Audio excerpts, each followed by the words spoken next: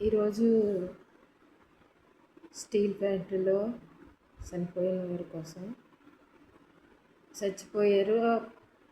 ప్రమాదం జరిగిన రోజు రాలేదు, రెండో రోజు వచ్చారు. రెండో రోజు వచ్చినప్పుడు పవన్ కళ్యాణ్ గారు ఎలా మాట్లాడాలో మీరు వాళ్ళని ఓదార్చాలండి.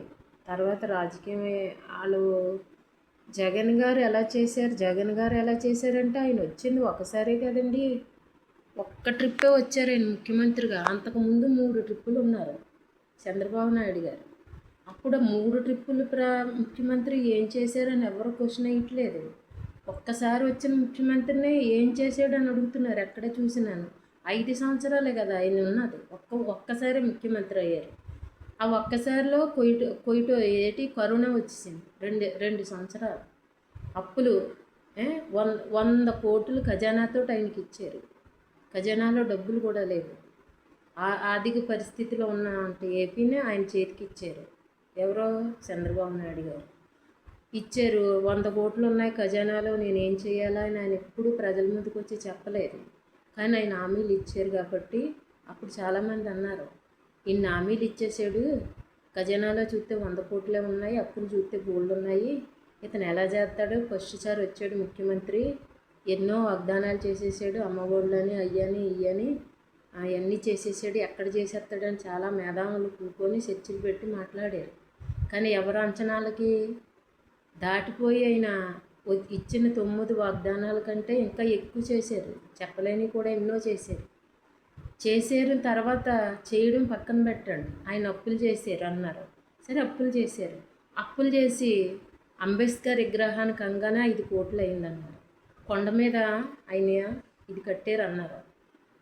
ఎలా కట్టాడండి ఆ ఇల్లు ఇంద్రభవనం అండి. ఆ ఇల్లు ఎంత డబ్బు వృధా చేసేసి ఆ లైట్లు మీరే చూపించారు, బాత్రూమ్ మీరే చూపించారు, ఆ ఇల్లు మీరే చూపించారు. దానికి ఒక 600 కోట్లు ఎంత దానికి అయిందన్నారు. ఆయన అప్పు చేసింది ఎంతండి? అది వాటికి పెట్టాడు కదండి.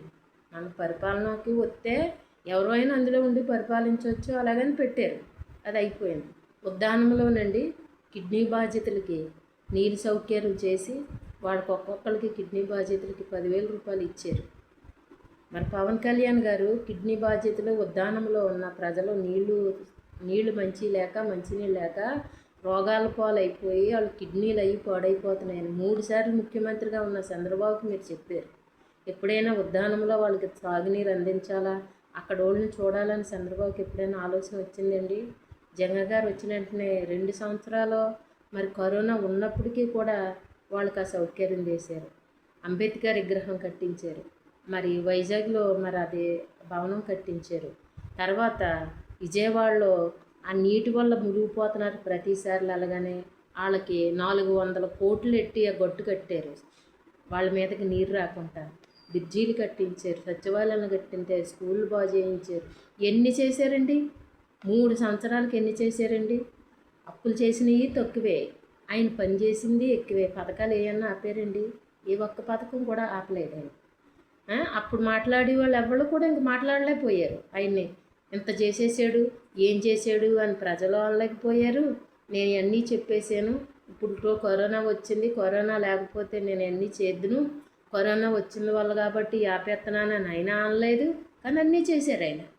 నేను ఏ పార్టీ కాదండి, అన్నీ చేశారు.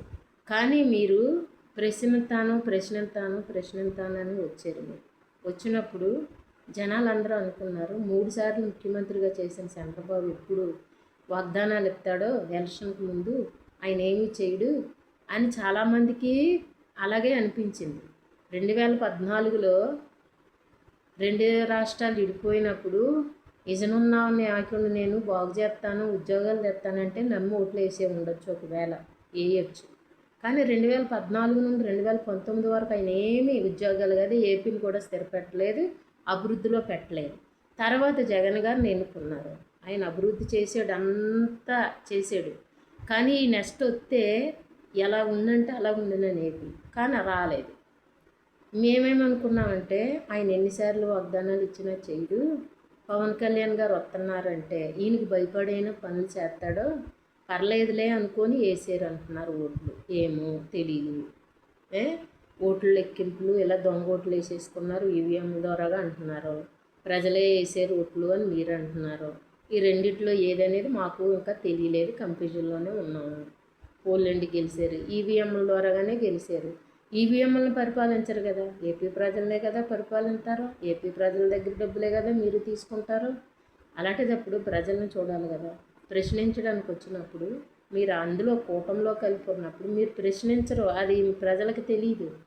పవన్ కళ్యాణ్ ప్రశ్నిస్తాడు. మీరేం ప్రశ్నిస్తారు? మీ ముగ్గురు ఓటైనప్పుడు ఏం ప్రశ్నిస్తారు? మీరు ప్రశ్నించకపోగా చదువుకున్న వాళ్ళు, అన్నీ తెలిసిన వాళ్ళు, బాధలతో ఉన్నవాళ్ళు ఎవరన్నా ప్రశ్నిస్తే మీరు ఎవరో ప్రశ్నించొద్దని మీ అన్నగారు అంటారు, నాగబాబు గారు. జన సైనికులు బూతులు తిడతారు ఎవరైనా మాట్లాడితే. ఇదండి పరిపాలన.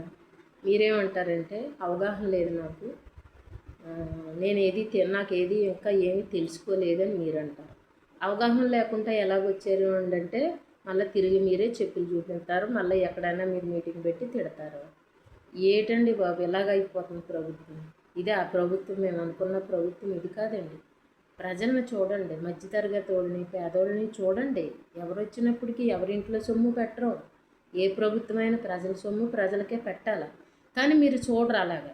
జగన్ గారు చూశారు, ఆయన కరువు వచ్చినప్పటికీ కూడా 2 సంవత్సరాల ఆదాయం ఏపీ మీద రాకపోయినా, ప్రపంచమంతా కూడా ఆగిపోయినప్పటికీ కూడా ఆయన చూశారు.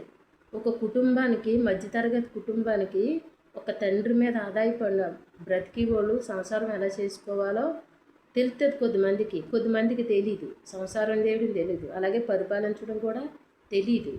తెలియనప్పుడు ఇప్పుడు ఇక్కడ ఎలా జరిగిందంటే ఏపీలోనూ స్టీల్ ప్లాంట్లు ఇలా జరిగినప్పుడు ఆ రోజు మీ అబ్బాయికి స్కూల్లోనూ అగ్ని ప్రమాదం జరిగిందంటే పారిపోయారు మీరు. బిడ్డకి అది జరిగింది, తప్పు కాదు, వెళ్ళాలా. ఎవరమైనా బాధపడతాం. మరి చూడండి అప్పుడు మీరు ఎంత బాధపడిపోయి ఉంటారో బిడ్డ కొరకు. మరి ఇక్కడ వీళ్ళు కూడా భర్తల్ని, భార్యల్ని, బిడ్డల్ని వదులుకొని చనిపోయారు కదండి. వాళ్ళది బాధే కదా. మీరు ఏదంటే అనేయండి, అక్కడికి వచ్చిన తర్వాత వాళ్ళని కొంత ఓదార్చాలి కదా. వాళ్ళ కడుపు రగిలిపోయి ఉన్నారు కదా, అందరూ ఓదార్చాలి కదా. చంద్రబాబు గారు రాలేదు, ముఖ్యమంత్రి అయింది కూడా రాలేదు. ఎందుకు రాలేదండి? 3 రోజులు అవుతుంది ఇప్పుడు వచ్చి. ఎందుకు రాలేదైనా? ఆయనకి సంబంధం లేదా ఏపీ కొరకు? ఆయనది కాదా? ప్రైవేటీకరణ చేయాలన్నప్పుడు మాట్లాడతారు, కానీ మా మనుషులు చనిపోతున్నారంటే రారా? మీరేమంటున్నారు? నాకు అవగాహన లేదు, నాకు ఆలోచన లేదని మీరు అంటారు. అతను వచ్చి ఏం మాట్లాడతారు? లోకేష్ వాళ్ళ ఇంట్లో ఏదన్నా జరిగితే ఆయన అలాగే మాట్లాడతాడా? ఆయనకు ఆలోచన లేని మాటలో, ఆయన వయసు ఉంది కానీ తెలీదు ఆయనకు కూడా. మీరు అన్నట్టు ఆయనకి తెలీదు. తెలియని వాళ్ళు మిమ్మల్ని ఇద్దరిని పంపించాడు, అనిత గారిని పంపించారు. మీ ముగ్గురికి తెలియలేనప్పుడు, మాకు తెలియదు లేనప్పుడు మీరు మాట్లాడితే కోపంతో మాట్లాడుతున్నారు. చచ్చిపోయిన దగ్గరికి వచ్చి మీరెందుకు మాట్లాడతాను, మీ ఇంట్లో వాళ్ళు చచ్చిపోయారని ఎవరన్నా అడిగితే వాళ్ళని అంటున్నారు. అప్పుడు చంద్రబాబు నాయుడు ఇజనున్న నాయకుని ఆయన పంపించాలి కదా. మీరెందుకు వచ్చారు? వాళ్ళకి ఏమన్నా భరోసా ఇచ్చారా? వాళ్ళకి ఏమన్నా నష్టపరిహారం ఏమన్నా చెప్పడానికి వచ్చారా? ఏమొచ్చారు? ఏలం చేయడానికి వచ్చినట్టుంది అక్కడ. తప్పు కాదండి, ఇది తప్పండి. చంద్రబాబు గారు అక్రమ ఆస్తుల నిమిత్తం జైలుకి వెళ్ళిపోయినప్పుడు ఆయన ఏమి ప్రాణహాని ఏమి రాలేదు కదా, జైల్లోనే ఉన్నారు. ఆయన అక్రమంగా ఆస్తులు కొట్టేశారని జైల్లో ఉన్నారు. ఆయన కొరకు వచ్చి అర్ధరాత్రి ఎండలోనూ రాత్రి మీద రోడ్డు మీద దొర్లేశారు మీరు. మరి వీళ్ళ కొరకు మనుషులు చనిపోయారు కదండి, 9 మంది చనిపోయారు, కొద్దిమంది హాస్పిటల్లో ఉన్నారు. మరి వాళ్ళ కొరకు మీరు ఆలోచించి మాట్లాడాలి కదా అక్కడ. తప్పండి ఇది. ప్రతి విషయాన్ని రాజకీయం చేయకూడదు. ఆయన వచ్చింది 5 సంవత్సరాలు అంతే. ప్రతి విషయం ఎక్కడేం జరిగినా జగన్ గారు, ఎక్కడేం జరిగినా జగన్ గారు, ఎక్కడేం జరిగినా జగన్ గారు. వాళ్ళు అక్కడ కాలిపోయిందంటే జగన్ గారు, వెళ్ళి ఇక్కడ నష్టం వచ్చిందంటే జగన్ గారు, వాళ్ళు అక్కడ వ్యాపారాలు పడిపోయి ఉంటే జగన్ గారు, ఇక్కడ పార్టీ కూలిపోయిందంటే జగన్ గారు, ఇక్కడ హాస్పిటల్ పడిపోయిందంటే జగన్. ప్రతి విషయానికి జగన్ గారే. మీరు ఏం చేయాలో అది చెయ్యండి. మీరు ఏపీలో వాళ్ళు మీరిద్దరూ ఏమి చేయలేరనే కదా మేము ప్రధానమంత్రిని కూడా మేము కూడేసుకున్నాము. మా వల్ల కానప్పుడు, మా దగ్గర డబ్బు లేనప్పుడు ఆయన కురిపించేస్తాడు కట్టలో అన్నారు. మరి ఇప్పుడు ఆయన ఏం కురిపించడా? ఎవరి సొమ్ము కాదు కదా, ఏపీ ప్రజల సొమ్మే. ఎక్కడన్నా గాయపడ్డ వాళ్ళకి, ప్రాణం పోయిన వాళ్ళకి ఇస్తున్నారు, అంతే కదా. అలాగే ఇవ్వండి. ఇప్పుడు మీరు 2 కోట్లు ఇచ్చినా సరే ఆ కుటుంబానికి ఆదరణ, డబ్బు ఏమన్నా ఆదరణ అండి? ఆ తండ్రి చనిపోతే బిడ్డలకు ఒక మాట చెప్పాడు. ఇప్పుడు అతనికి 2 కోట్లు ఇవ్వచ్చు, 1 కోటి ఇవ్వచ్చు. ఆ డబ్బు వాళ్ళని ఉద్ధరించదండి. ఆ బిడ్డలు 2 ఉన్నారు కావాలి. ఆ బిడ్డలకి ఏమన్నా దిక్కు మొక్కు ఉన్నదండి? తండ్రి పోయాడు, ఆ కుటుంబానికి మగ దిక్కు ఉందండి? డబ్బు ఏమన్నా ఆదుకుంటుందా? ఇది కరెక్ట్ కాదండి. చాలా పుస్తకాలు చదివాను అంటున్నారు కానీ పవన్ కళ్యాణ్ గారు, మీరు చదవలసింది ఒక్కటి కూడా చదవలేదని నేను అనుకుంటున్నాను. నేను ఒక మాట చెప్తున్నానండి, దయచేసి ఏమనుకోకండి. ఇన్ని చదివారు కదండి, బైబిల్ ఒకసారి చదవండి. నేను ఒక మామూలు వ్యక్తిగా చెప్తున్నాను, మీ మేలుకోరి చెప్తున్నాను. బైబిల్ ఒకసారి చదవండి. ఆదికాండం చదవండి, లాస్ట్లో ప్రకటన గ్రంథం చదవండి. తర్వాత మీరు ఒక చదవలసింది సామెతలు చదవండి, ప్రసంగి చదవండి, ఏంటి మరి కీర్తనలు చదవండి. ఇలాగ ఈ చదివారు అనుకోండి, ఈ 2,00,000 పుస్తకాలతో పాటు అందులో ఏమి నేర్చుకున్నారో నాకు తెలియదు కానండి, పవన్ కళ్యాణ్ గారు అన్నా ఈ మాత్రం మీరు చదివారు అనుకోండి, మీకు చాలా జ్ఞానోదయం అవుతుంది, మంచి ఆలోచన వస్తుంది, మంచి నెమ్మది వస్తుంది. తడబడిన మాటలు, జ్ఞానం లేని మాటలు మాట్లాడుకుంటా చక్కటి మాటలు మాట్లాడతారు. ఎదుటి వాళ్ళని ఎలా ప్రేమించాలో, కష్టాల్లో ఉన్న వాళ్ళని ఎలాగ ఆదుకోవాలో మీకు తెలిసాడు అన్న, మీకు తెలుసు. కానీ మీరు ఎందుకు ఇలాగ అయిపోతున్నారో అసలు ప్రజలకే అర్థం అవ్వలేదు. ప్రశ్నించేవాళ్ళు మీరండి. ప్రేమించగలరు, ప్రశ్నించగలరు, అడ్డుగా రాగలరు. కానీ మీరు ఎందుకు ఇలాగా అయిపోయారో అందరూ కూడా బాధపడుతున్నారు. మీరు ఎందుకు ఇలాగ అయిపోతున్నారో అర్థం కాలేదండి. మీరు బైబిల్ చదువుతారు నాకు తెలుసు అనుకుంటున్నాను నేను. ఏంటి సామెతలు చదవండి, ప్రకటన గ్రంథం చదవండి, ప్రసంగి చదవండి. జీవితం అంటే ఏంటో అర్థం అవుతుంది. ప్రసంగి చదవండి, ఏంటి కీర్తనలు చదవండి.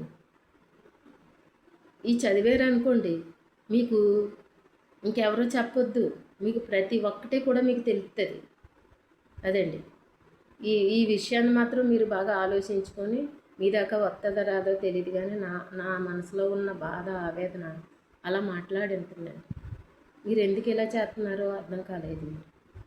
దయచేసి ప్లీజ్ అన్న, మీరు ఒక్కసారి ఏపీ ప్రజల కొరకు ఆలోచించండి. మనం అందరం ఒక కుటుంబం అన్న. ఈ ఏపీ ప్రజలంటే ఎక్కడి నుండో వచ్చినోళ్ళు కాదు, ఈ దేశాల నుండి ఎక్కడి నుండో వచ్చినోళ్ళు కాదండి, ఇక్కడ వాళ్ళే కదండి. తాత ముత్తాతల దగ్గర నుండి ఇక్కడ వాళ్ళమే కదా. రాజకీయం చేసినంతట్లో వాళ్ళందరూ పగాయోళ్ళు, పరవాళ్ళు అయిపోతారండి, కాదు కదా. ఇక్కడ ప్రజలమే కదా మనమందరం ఒక తల్లికి పుట్టకపోయినా మనం అందరం ఆంధ్ర ఏపీ వాళ్ళమే కదండి. ఒక్కసారి ఆలోచించండి అన్న, ప్లీజ్ అన్న.